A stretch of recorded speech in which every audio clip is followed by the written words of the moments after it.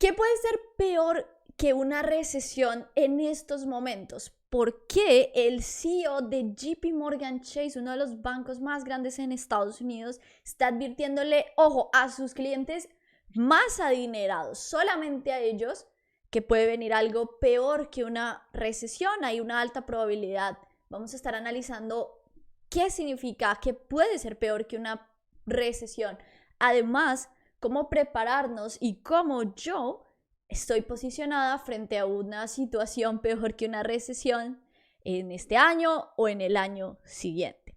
Si quieres informarte sobre esto, si quieres saber mi análisis, pues quédate en este video. Además, te recuerdo que esta información solamente tiene carácter informativo. Y el por qué nadie está hablando sobre esto es bastante interesante. Recuerden que estas palabras y este pronóstico de algo peor que una recesión lo dice el señor Jamie Dimon solamente durante una llamada con los clientes más adinerados.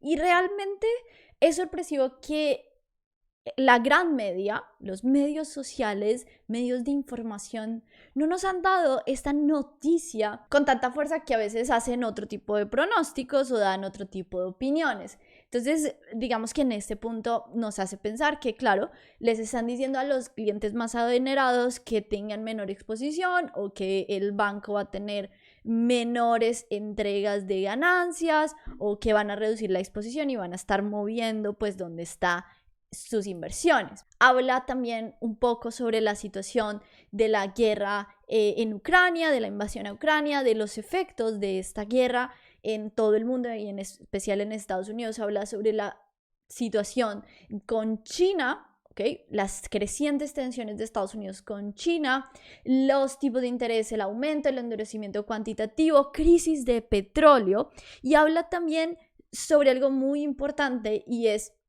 que ve a Estados Unidos en una buena forma, que los balances de los consumidores y las empresas están en buena forma, pero hay nubes de tormenta por delante. Entonces, es la opinión que comparte él con otros expertos en este ciclo, y es, estamos en un bear market rally, que puede ser sostenido, sí, pero que hay que estar precavidos para no perder todas esas ganancias que podemos generar en esos bear market rally y también en los bear markets, porque se pueden generar ganancias en los bear markets.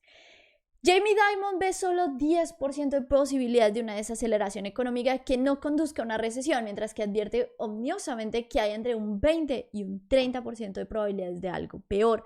Y ahí quiero ser muy clara, algo peor que puede ser. ¿Qué es peor que una recesión?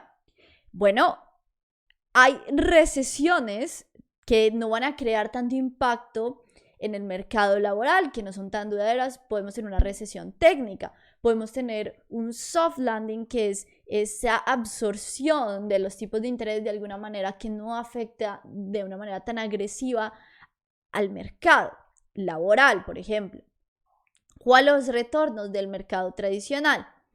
Pero en este caso, miren lo que dice: 10% de probabilidad de una aceleración económica que no conduzca a una recesión. O sea que las posibilidades de eso es bastante pequeño comparado en un 20 a un 30% de probabilidades de algo peor. ¿Y qué es ese algo peor? Pues una depresión, ¿no? La depresión es una recesión, diríamos, vamos a poner en palabras demasiado simples, que dura años, no meses, años de crecimiento negativo. La Gran Depresión de 1929 pues fue causada por muchísimos factores. El comercio internacional se contrajo a más de 2/3 y los precios cayeron más del 25%, el desempleo alcanzó el 25%, ¿ok? ¿Qué sucede en específico en este momento? ¿Estamos entrando en una depresión? No, no lo creo. Pero yo creo que a lo que se está refiriendo es a una recesión bastante dura con unos efectos bastante dolorosos en el mercado. ¿Qué pasa? En este momento la Reserva Federal tiene demasiado espacio para actuar porque el mercado laboral es demasiado fuerte. Todavía no hay desempleo todavía que afecte o que haga que la Reserva Federal tenga que decir, hey, no, por aquí no, porque estamos afectando demasiado al mercado laboral y podemos tener, pues no estamos dentro de ese doble mandato y además podemos causar una recesión, pero no está sucediendo esto. No está sucediendo y la inflación, pues hasta el mes pasado venía subiendo y la inflación global sigue subiendo y la exposición de Estados Unidos a países o a territorios que tienen demasiada inflación o que tienen una desaceleración económica importante sigue creciendo. Entonces, tenemos que estar pendientes de eso, también tenemos que estar pendientes de cadena de suministros, tenemos que estar pendientes, y eso es lo más importante, porque nos pueden dar signos de un mes a mes negativo, o 3 meses negativo, mes a mes, no estoy hablando anual, mes a mes de inflación negativa, pero en general nosotros mismos, no tenemos que ser genios, no tenemos que ser súper economistas con un posgrado y un doctorado, podemos ver que hay ciertas cosas que podemos realizar una predicción con cierto grado de probabilidad, y es el precio del gas natural se dispara. Es algo demasiado necesario. Y además el signo del por qué el petróleo está cayendo es porque hay posibilidades de una recesión en China. Y entonces, como se necesita petróleo para producción, se cae. Entonces no es porque se esté llegando a un balance, a un equilibrio de los precios, es porque el mercado está viendo una recesión y no hay muchas personas, muchos inversores que no quieren tener esa exposición al petróleo, porque durante una recesión pues va a disminuir la demanda de ese petróleo. Entonces no es un buen caso del por qué están sucediendo la baja de los precios. Está sucediendo por algo bastante negativo en este momento. Podemos observar muchas otras cosas más dentro de lo geopolítico, de las tensiones, de qué está sucediendo, por ejemplo, también, y esa predicción hacia los precios del gas natural, la reducción del suministro y demás, que es un tema que no se le ha dado la importancia que tiene. Él predice que la inflación no disminuirá de la forma en que la Reserva Federal quiere que lo haga. Calificó el objetivo de reducirla del 8% al 4% para fin de año como altamente improbable, y yo comparto esa misma opinión. Y ojo, no es solamente Jamie Dimon y JP Morgan que están diciendo esto. Goldman Sachs tiene una opinión bastante cercana. Deutsche Bank también, y otros analistas. Por ejemplo, Goldman Sachs dice que se avecinan problemas, instan a las personas a prepararse para el empeoramiento de la inflación y la recesión que se avecina. También Deutsche Bank dice que la recesión tiene una probabilidad de 50 y 50, y así, y así, y así.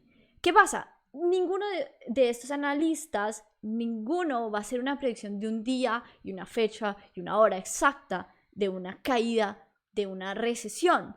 Eso no les toca a ellos, ese no es el trabajo de ellos. Y hay que entenderlo. Es solamente sobre la exposición que hay a cierta deuda, a ciertos territorios y además en general a la inflación global y a la inflación en Estados Unidos y qué puede venir. Nosotros estamos viendo recorte en previsiones de empresas, estamos viendo problemas en cadena de suministros nuevamente, estamos viendo un aumento en el inventario de algunas empresas retail. Ojo, es demasiado importante. También estamos viendo un poquito de desaceleración en el mercado laboral, pero no es algo tan preocupante. Bueno, ya hablamos que la depresión no tiene tantas probabilidades de ocurrir. Entonces, ¿qué puede ser ese algo peor? Primero, podría llegar a ser un no soft landing o no aterrizaje suave donde la Reserva Federal no cause una recesión. Primera opción. Segunda opción, también puede ser una recesión duradera causada, no una recesión técnica, causada por la inflación, donde ni siquiera la herramienta que tiene la Reserva Federal, que es la subida de los tipos de interés y el ajuste cuantitativo, hace nada para controlar esa inflación creciente.